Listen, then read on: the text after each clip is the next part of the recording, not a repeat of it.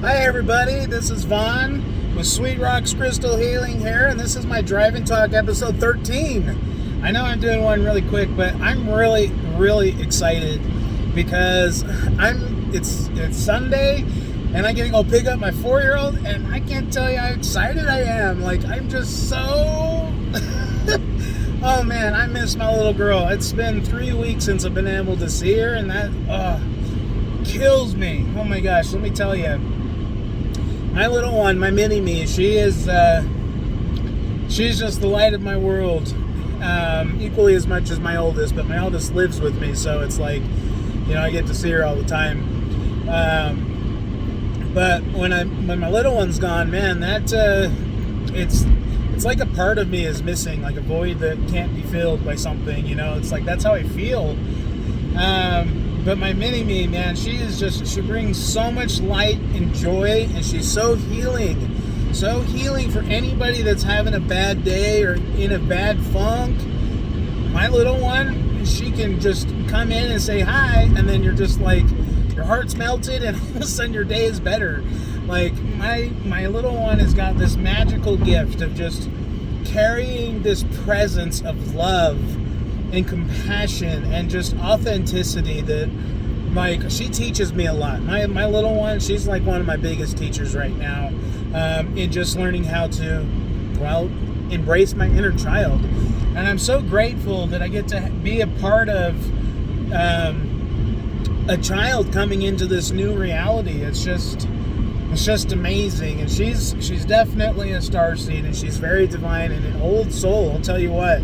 She is super smart, super intelligent, and oftentimes I feel like people don't give little kids like this enough credit for what they do know. Now, they might not be able to voice what they're observing. They might not be able to speak about it, but they see it, they recognize it, and they feel things. Like, that's what's crazy is a lot of times, and maybe this is just based on how I was raised and how some of these older generations were raised, but my daughter, when I'm having a rough time, she just knows, and she knows how to boost my spirits every single time, and I don't even have to ask. And that kind of connection just melts my heart. Like, I'm just a proud dad.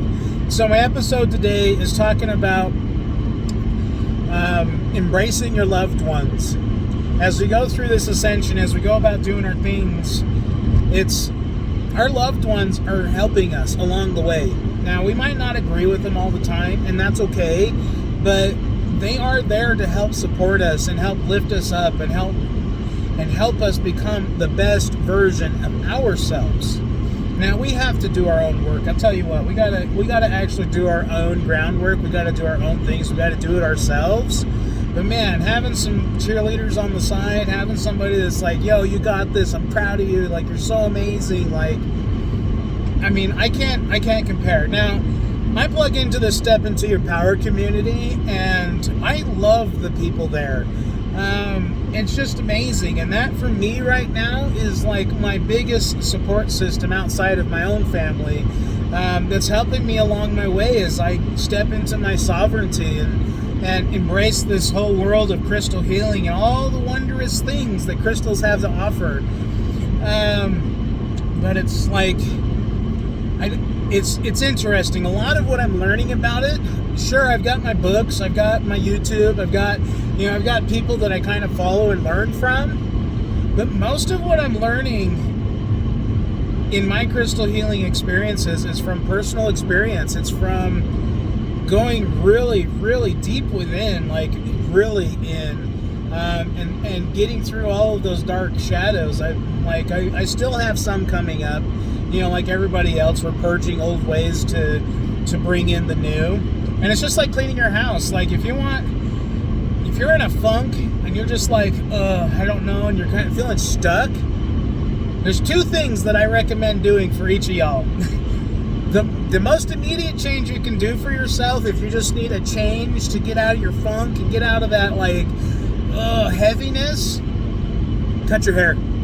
Get a haircut, dye your hair, change your style. I'm doing a bird's nest look on my dreads right here if you want to see. I'm just changing it up because it's just like I'm ready to bring in the new. And so, like, that's the number one. The next thing is clean your house, reorganize it, get rid of old shit that's got that old memory of you attached to it. I mean, it could be old papers, it could be portraits, it could be furniture, it could be clothes, it could be, just numerous things. Everything that you possess in your life is going to adhere a type of frequency that's your frequency. And some of those things may have been holding a negative energy to them and you don't even know. But one thing I do know is that when you clean house, when you get out and start scrubbing stuff and getting your place organized, what that does is it helps get the feng shui of your home flowing again. It's not stagnant like a pond. You're actually getting the flow of the water. It's just moving. And it's amazing what happens when you just take that time to just tweak a little something in your life. Something. Get your nails done. That's another one that I hear is great for people. Other people, tattoos. Grab a new tattoo. Like, I'm kind of craving some more work done. But that's just because I'm learning a lot about sacred geometry and the powers of what's within me. I'm seeing actual code of myself, my soul, in my meditations and my breathing exercises. And so my next tattoos are going to be kind of focused on just that. Putting that sacred geometry, because let me tell you, so the work I've got done on my own, these are all spiritual, and I definitely do a post about the spiritual aspect of it, but there's a lot of thought, there's a lot of little bits and pieces that were put together to create the murals that my work has got done. And obviously in the metaphysical world, when you get imprinted with permanent ink like that, it brands you, and it brands an energy, and you got to vibe with your artist, because the artist, they might have a bad day, and as they're applying that energy, they could be putting that bad vibe on you. So it's really good to make sure that you're in a good headspace and a good mindset. You have it clear, like, this is what I'm doing, because each time that needle presses and injects you with that ink, it's leaving a memory. I mean, that's the bottom line. And so for me, in my spiritual journey, my tattoos, in a way, have enhanced that journey on the direction that I'm going. And it's only going up. Like, I've got my Minotaur, I've got my dragon, I got my bears. And what's funny is that all of those animals have come to me in dreams, they've come to me in visions. Like, I identify with a lot of it. I recognize the energies now, but when I go to my astral world, like, I actually have a world that my oversoul is creating, and it's beautiful, just beautiful. But all of those creatures are there, like they've been there for eons of time. They're immortal, and it's so beautiful. And so when I look at my tattoos to what I see in my meditation, I'm like, how did I know that this is how they were going to look? I had no idea. It's just amazing, the synchronicity of the work that I've had done. Now, my next tattoos that I'm going to be doing, it's going to be focused on the sacred geometry of the honeycomb, the hexagon, the 6, because I've really been going down the road of Nikola Tesla and understanding his 369 methods and understanding the fusion of frequency and vibration. And that's what Nikola Tesla talked about. I don't remember the quote exactly, so I'm going to paraphrase it. But if you want to understand the mysteries of the universe, you need to look at it in terms of light, frequency, and energy. And all of those things combined is going to heal your body and everything around you, even the earth. So I'm learning about electroculture. I'm learning how to harness etheric energy from the earth's grid, how to stimulate plant growth, how to charge up my body, how to charge up my aura field, how to be able to walk as a beacon of light that's radiant, that people, when they're in my presence, like, man, that, like, I feel good just being around you, like, safe. Like, that's a big thing for me. And so that's why I'm just kind of like, I'm on this journey of just full self-discovery. But I love tattoos as an art form. And it's my body. My body's a temple, and I see my temple being completely filled with art, and so I don't see any wrong by wanting a few tattoos. There's nothing wrong by that. Now, you get into the topic of religion, however, they got different views and perspectives, which I don't necessarily agree with any of them. The dogma that's definitely attached with it, but it is what it is, and so it's just amazing. But I'm a very proud dad, and so my episode today is about embracing your loved ones. I know I go off on these little tangents. I got to stop here for a second to get some fuel, so we're going to pause this before I get back on the road. Hold on. Alrighty, so I'm back. Anyway, I just had to stop to get some fuel here because I realized I didn't fill up before I started my trek to Utah. But again, it's just amazing just being a part of my kids' lives. Like, I really am just a proud dad, and I'm so grateful that I get to teach them things, and I get to expand on things, and I get to see the world from their eyes. Like, that is such a joy. Like, I don't know how much else to express how cool it is to be a parent. Like, I've heard, over the years, I've just tons and tons of stories of abandonment and shitty ass parents and just using your kids as weapons. I've gone through the rounds myself with my oldest, like, been treated like dirt, and I'm just like, what did I do to deserve this? It's just like, but at the same time, it's like, that's all part of the experience. That's what's brought me here today, to really have gratitude for being a part of my kids' lives. Sure, I had to fight for it, and I had to do things that was unfair and unjust and unruly, but at the end of the day, it's all worth it. Every bit of struggle, every bit of trial, all of it is worth it, because where I'm at right now, I wouldn't change it for the world. If I could go back in time and change anything in my life, I would do it exactly the same again. Like, I'll be honest with you, because where I've come in my life has made me to become who I am today. And having understanding of others and being empathetic to their situations. And because of all of my trials and my experiences, I have a bit of wisdom I can share in almost everything now, because I've experienced it. See, I'm somebody that if I don't know something, I haven't studied it, I don't really say anything until I know something about it. Now, if it comes to my feelings, because I've been breaking from that system of, oh, don't trust your feelings, don't trust your thoughts, don't trust this is how it is. Like, since I'm embracing all of that, that's different. If it does not resonate with me, and it doesn't resonate with my soul, then I don't want anything to do with it, like I said in my last episode. But it's so cool to be a part of children's lives. Like, I'm not a teacher, and there are a lot of teachers out there that are amazing. My mom was one of them, and they wouldn't change their career for the world. Now, they're underpaid. I'm going to tell you that right now. All teachers, they're underpaid. They do not get compensated for what they're doing for these children. Like, that's the truth. It's just like, the teachers make a wage here, and if the student ends up going off and becoming a millionaire doctor, like, look at the pay scale difference. So, like, it goes clean off the chart, and their pay is here, but they help that. So it's like, it's kind of offset in that way, and so it's just like, But all your teachers out there, I love you. I love everything that you're doing for these children. You are guiding them. You are giving them hope. You are directing them in a way of becoming their sovereign selves. And it's amazing to be a part of that. Now, I don't work with a ton of kids. The energy can be overstimulating for me at times, but it is fun to see. It's fun to be a part of. It's fun to engage, most certainly. But mostly my girls, oh man. My oldest daughter, man, she is just beautiful. She's extremely intelligent, more than she likes to admit. But she is extremely intelligent, and she's very intuitive and perceptive. And it's amazing what's happening, because she's starting to tap into the psychic and clairvoyance abilities now, and it's fascinating. Now, she's afraid of what she's experiencing, because she feels like she's going through the rounds, and she's trying to fit these human labels to her conditions, which it's in a way, because I see things differently. I've always perceived the world differently.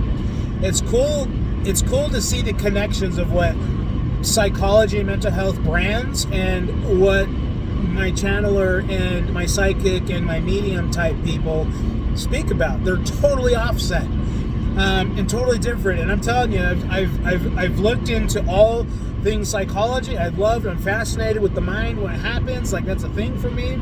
But at the same time, I'm also learning about the spiritual part of the mind, and that makes a lot more sense than what I've learned in books and from psychologists, etc. So it's quite interesting what my daughter's coming into now. She's got friends now. Like my daughter, for the longest time, couldn't have friends. She was like an introvert so bad. She was isolated. She would isolate herself. And since she's been living with me like full time, I mean, she has really evolved and blossomed into this beautiful young woman. Like I'm just telling you right now, she is just gorgeous. And I'm glad that I get to be involved with her life right now, because I'm helping her keep a solid head on her shoulders to think for herself, so that she doesn't become victimized or taken advantage of by others. As a teenager, I was a teenager, you probably were too, but teenagers it's really hard for them. They're coming into trying to figure out who they are.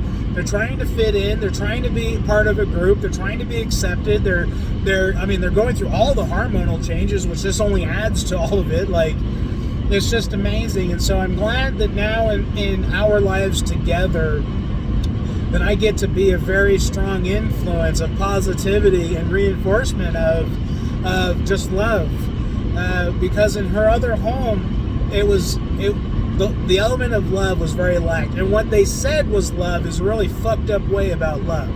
It often involved a lot of pain, a lot of misery, a lot of deception, a lot of grief, and a lot of just half-truths and gaslighting. Like it's just really sad that so many people choose to be like that, and they think that that's just how it is, and which is wild to me to think that you've been so battered and so beaten down by the world that you just think that that's just how the world is. There's no way out. There's no way for you to do better. There's no way for you to stop feeling high anxiety and high stress and high everything. There's no way around that. You just got to take a pill and hope that it helps. But like, I have yet to see an actual prescribed medication from a doctor cure anybody. Like nothing. I've yet to see anything prescribed by a doctor ever cure anybody. So there's got to be something to that, right? Like, why are they prescribing it if it won't cure you? It's almost like they're just putting a Band-Aid on the problem and shooing you along the way so you can be a customer for life. That's what it feels like. So it's just amazing being a dad and being a part of this and having the knowledge that I do have to kind of be like, no, that's totally wrong. You know, and I've done a lot of the research on this stuff, and I know for a fact that most of what they tell us is not even true. They want to feed us like maybe 10% of the truth, and then give us 90% lies and deception. You know, that's just how they work. That's how it all works, and the media is just like that. So, guys, I want to bring it back to the beginning. This message is about loving your family, loving your loved ones. Just before Thanksgiving, my grandmother on my mother's side passed away just before Thanksgiving. And it was probably about 1 year that my mom's brother passed away, just from a surgery that went wrong. He died as a result of complications to the surgery, which is really sad and tragic. So he went in for surgery and didn't come out, which is really sad. But he lived a lot longer than doctors said he would when he was an infant. So he lived to be into his, I think he was close to 40s, 50s. I don't know. Don't hold me to it. Sorry, Mom. But it was my mom's little brother. But he lived a lot longer than what he was expected from the day they realized he had so many issues. And so he did really good for himself. But he went in for, I think it was a kidney replacement, and he did not make it out, which is really tragic. And kind of a weird story. In the funeral of that with my uncle, my brother was trying to do something nice, and he was taking my uncle's motorcycle to the bar that he would shoot pool at with all of his friends as kind of like a memento, a commentary, just a remembrance, a celebration of life. Well, my brother on his way there gets hit head on by a motorcycle and nearly kills him, and he ends up losing his leg. He gets amputated because of the injuries of it, which is really tragic. So that funeral turned into almost another funeral. Unfortunately, he was resilient enough. Now, my brother's been through quite the journey, and I love him to death. He really is a strong trooper, and he is so resilient. Our parents raised us to be very resilient and very independent people. My mom hears it all the time about how amazing we are as kids. But all of us carry resiliency. All of us know hard work. All of us have compassion and empathy. Like, my parents really did do right by us in how they did it. Now, their methods I didn't agree with, but the end result, it was achieved what my mom was going for. She taught us the lessons we needed to learn, and we just had to we had to figure out how to use these teachings, right? We were given all these tools, so we had to figure out how to use it our own way, right? So my brother, though, man, he's a drift car racer. Lost his leg. He's bringing the dirt bikes into the off-roading things. He's got his UTVs, all the toys, his boats, all that stuff. He loves having fun. He's an adrenaline junkie. But, the fact that he doesn't have, there's one less leg than when he started, and he's still doing those things. Like, that's what I mean by resiliency. Is he's still trying to fabricate a prosthetic so that he can run the throttle for his drift car. He's still trying to, he's like getting clever with it because he does not want to give up his hopes and dreams. So I love my brother so much because of that. Like, he really is an incredible person. He's got his own automotive, like a car dealership thing where he buys cheap cars, fixes them up, and flips them. My twin brothers, they're very, very entrepreneurial minded, and they're in their 20s and they have their own houses. Like, what the heck? Like, these guys are so amazing. My sister's a real estate agent, one of the best in Utah, and she's amazing. She does really well. And then, my sister, she's actually going the route of going to school, going to college, doing it the right way that we're supposed to do, and she's getting into dentistry, and it's amazing.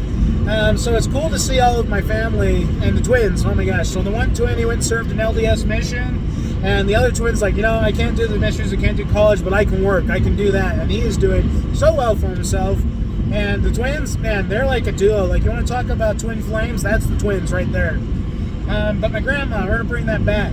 This is very special to me. So just before Thanksgiving, she passed away, and it was really hard for a lot of people to hear the news because she's one of those that she wasn't going to go down going out without a fight.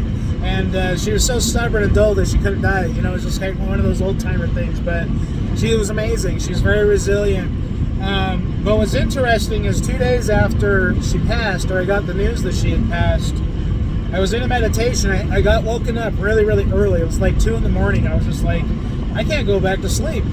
So I just went and grabbed my orb, my Utakthrog orb, and I started meditating. I put on some frequency music that activated all my chakras, and I just was breathing, and I was just cleared my mind, and I was just feeling it. Well, I get this image in my head, and it's my grandmother, and I'm like, but not her older, like, wrinkly old self. It was like her younger self. And she comes to me in my mind, and I was just like, wait, am I just thinking about you, or is that really you? Like, is this a memory, or is it like really you? And she just smiles, and I was just like, oh my gosh, so I'm talking with my grandma right now. And I says, Grandma, I was like, how is it on the other side? And she is kind of interesting because it was like images that she was saying or sending, but she was giving me pictures of paradise. She was giving me pictures of or images of water and light and sunlight and trees and flowers and music and so many things. And it's like I felt into it, and I was like, holy cow. So my grandmother, even though she passed and people are grieving and mourning over the loss, I'm like, my grandma's totally alive and well. She's like in her young self again. She's like so happy. I was like, oh my gosh, Grandma, you're so amazing. And it's like, and now you're on the other side to help us, like, get through all of these things. My mom, she's got some complications herself. Like, we're talking chronic critical illnesses that are degenerative, so it's getting worse as she progresses. She's getting harder. She's got MS. She's got a brain condition that has no term for it, but it's causing her memory, like severe memory loss and cognitive function. And she's getting better, but with the MS, it's just making it worse. So I'm like, Grandma, like, my mom is trying to be a part of my little one's life. Like, she really does, like, want to be here. Like, she's giving it her all. I was like, if you could help my mom out a lot, that would be so amazing. You know, and so after I got to visit with my mom or my grandma, and she's doing well. That's what's amazing, is she's on the other side and she's so happy. She's so alive and full of love. It was amazing. And I just said, you know, Grandma, like, let's just, I was like, go help them. Like, they're doing well, and maybe she's helping me too. I don't really know, but it was such a cool experience to be able to see my grandma that had just deceased, and I haven't talked to her in years. It's just weird talking to people over the phone, wanting to catch up that I don't really talk to. So I kind of feel bad about that, but again, I perceive things totally differently. So anyway, but my grandmother, though, she's just so beautiful, and she brought in a lot of kids. She's been through some rough stuff in this life too, but it was cool that she came and visited me. So guys, take a minute to love your loved ones. Go embrace them, hug them. If you haven't talked to your mom in a while, if you haven't talked to your dad in a while, if you haven't like done the things that you need to kind of like love your loved ones, like, go and do something. Go reach out to them. We're coming into the Christmas holidays. And this is the time where families really do get together. Like, that's one of the reasons why I still am engaged in a part of Christmas, aside the fallacy of what it is. And I don't want to ruin it for you guys, but that's a time that all my family gets together. We get to like be ourselves. We get to come together like a reunion. And so that's why I enjoy the holiday season for Christmas, is just for the family aspect, the relationships of my loved ones. And it's cool to reconvene. It's cool to get updates. And when my family does like this gift exchange, it's like a white elephant gift exchange, but we do like a dollar limit, and we give them a list of shit, and it's like, cool, we draw names, and then we get to buy one gift for somebody, and we're all getting something for Christmas, and then we're not all blowing a bunch of money on a bunch of stuff. So for me, when I get to do that, it's all of my gifts for the people that I draw. There's a lot of heart. Like, when I'm gifting, I gift. I'm telling you right now, I am a gifter, and all of my gifting comes from the heart that's like deep within me. And I love gifting things to people when just because it's an expression of my love. It is what it is. I absolutely love it. And so I look forward to Christmas only for the fact that my family gets to come together as a reunion, and we get to be a part of each other. Now, I don't want to do the caroling like they like to do. I don't agree with any of that. But I mean, I like the creation of the gingerbread houses. I like creating, sure.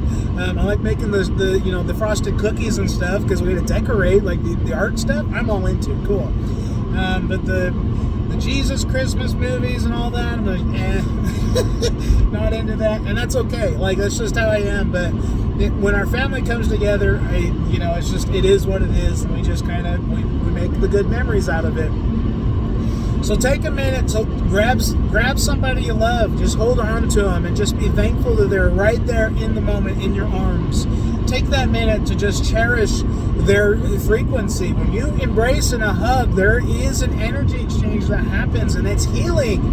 If you're high vibrational and you hug someone that's low vibrational for just 20 seconds, you have made their day amazing for the rest of the day. And that's truth. It's proven by science. Look it up yourself. You can find out. But a 20-second hug to someone you love is life-changing. Life-changing. So take a minute to love your loved ones, guys. But I'm sending my love to you guys. I love you so much. You guys are so amazing. Thank you for tuning in for my amazing episode. But this is episode 13. If you haven't done it yet, go ahead and hit that like, hit that subscribe, and go ahead and share this message. It's just amazing. But guys, love yourself. Most importantly, just take a minute to hug yourself. Just love yourself. Say, body, I am so grateful that you get me through what I need to get through. I'm so grateful that this vehicle I'm in gets me to point A to point B. I'm so grateful that this body allows me to be here right now. I am so grateful that I get to be a dad. I'm so grateful that I get to have my own home. I'm so grateful. All of those things.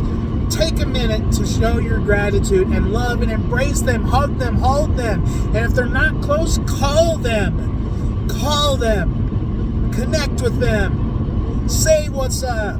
And if you have beef against them, Be the bigger person and say, you know what? I'm sorry for this grudge. I'm sorry that I've held this above your head. Let's let bygones be bygones, and let's move from this. I value you for this reason, and that's why I'm calling you, is because I want to see that in you again. And if they still don't hold their grudge, fine, you did your part, but it allows you to take that burden off your shoulders. So guys, take a minute to love your loved ones. I'll talk to y'all later. Y'all have a wonderful night, and I look forward to my next episode, my Drive and Talk 14. And also looking forward to my next Let's Talk Rocks, episode 7. I got a really cool one that's coming up with Amethyst. I'm excited for this one.